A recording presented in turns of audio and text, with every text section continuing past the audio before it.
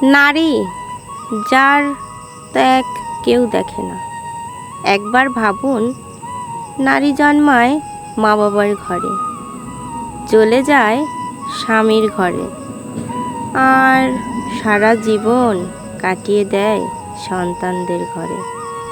তারও একটা জীবন ছিল, স্বপ্ন ছিল, ইচ্ছাও ছিল, কিন্তু সেগুলো সবাই চেপে দিয়েছে। তুমি তো মেয়ে, এই কথায় স্বামী কখনো ভাবে না। ওরও কষ্ট হয়, সন্তান বোঝে না, মাও ক্লান্ত হয়।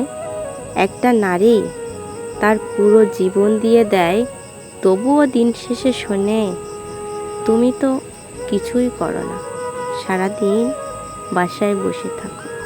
এটাই বাস্তবতা। বন্ধুরা, এই কথাগুলো শুধুমাত্র নারীদের জন্য বলা হয়েছে। দেখেন, নারীরা যে বাড়িতেই জন্ম নেয়, সে বাড়িতে একটা সময় তাদের জায়গা হয় না। হ্যাঁ, তো নারীদের কষ্ট কেউ কখনো বোঝে না, বুঝতেও চায় না।